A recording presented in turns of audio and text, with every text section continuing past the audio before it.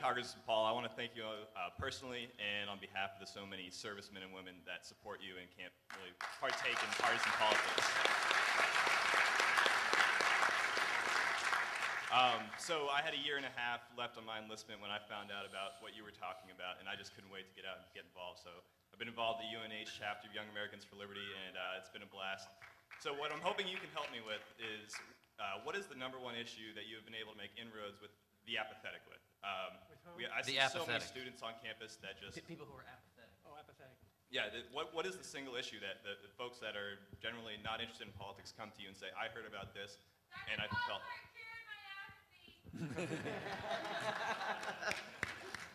I don't think there is a single issue unless you pick the general issue of personal liberty. I think once they understand that, and at all the rallies and all the talks I gave, I usually would mention the fact that I think something happened 100 years ago because they took the concept of liberty and chopped it in two. And you had personal liberties over here and civil liberties, and then you had economic liberty over here, and it should be all of one. And we have been taught that if you didn't understand it from the conventional conservative viewpoint and the conventional liberal viewpoint, then you didn't fit in any place. But I think everybody was looking at it and said, you know, I don't think I convert people as much as I sort of open up the door, because I think most of us are born with an instinct to be free people and left alone, and then they feel justified. And I think the fact that people would come out like you and others, and we had larger and larger crowds, that was enough to get people enthusiastic and get energized and participate. So it was catchy. So be careful. This is a catchy philosophy. You'll never be peaceful again. You'll be out there fighting forever. Well, thank you again, and hope to see you up in the New Hampshire neck of the woods come 2012.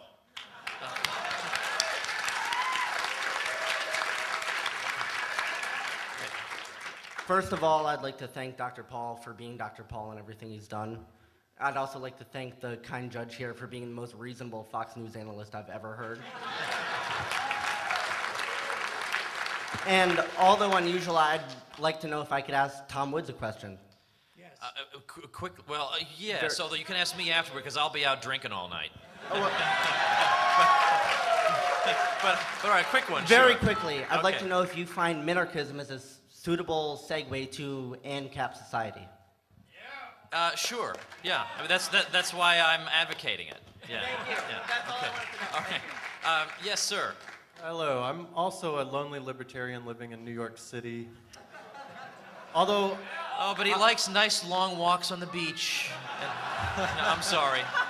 I'm from Texas, though, and I've challenged my father. I said, you know, if you help elect Deborah Medina in Texas, I'll move back. So, you know. But my question's to Dr. Paul. You said that you suspect the Federal Reserve is involved in the bailout of Greece. And I wanted to know, what is their motivation for being involved in that bailout? And can you draw any comparisons to the Icelandic situation? Well, I think the motivation always is to protect the rich and take the money from the poor.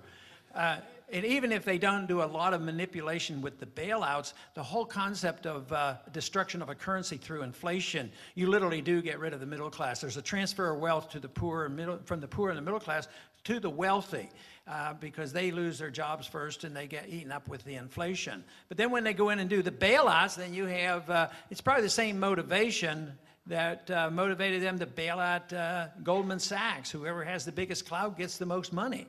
And if we're involved, I didn't say I knew that. That was the kind of thing that you could find out, you know, if you had an audit. So I'm sure that there's a lot of individual banks and different companies that would benefit, and that would be a strong motivation. Okay, yes, ma'am? I have a question for the judge. You hinted about it when you spoke. What would you do with the Guantanamo detainees? Well, it's not a matter of what I would do. It's a matter of what the Constitution requires. President Bush was advised that if he took these people to Cuba, the Constitution wouldn't apply, the laws wouldn't apply, federal treaties wouldn't apply, common morality wouldn't apply, and worst of all, those pesky federal judges couldn't enforce the Constitution. Now, calling something a war doesn't make it a war. There's been no declaration of war. Therefore, the president has no war powers.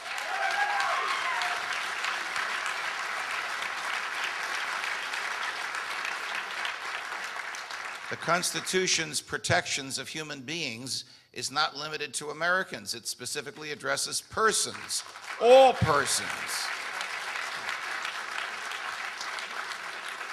So whenever a person is adverse to the government, like the government is keeping them locked in a box and away from freedom, they have the same constitutional protections as the rest of us, no matter where they are or where the government takes them. All of this says they are entitled to a fair trial before a jury of those in the area in which it is alleged that they caused harm. And if the government can't prove a case against them, or if the government has acquired evidence against them by the most horrific, gut-wrenching, conscience-shocking means, then the government can't keep them, because it is better that evil people go free than that innocent be punished.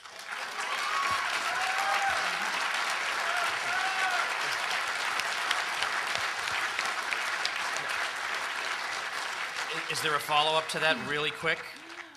Just if you would support a military tribunal instead of continuing to hold them there. The government doesn't have the authority for military We didn't have the authority to go there in the first place, to go where? to go to war. So which of the Well- two bad alternatives would you prefer? Right. I'm sorry, what are the choices? The government has no authority for military tribunals absent the declaration of war. That's not Napolitano, that's the Supreme Court in re Quirin. Okay. Starting an unlawful war does not automatically, out of thin air, create war powers.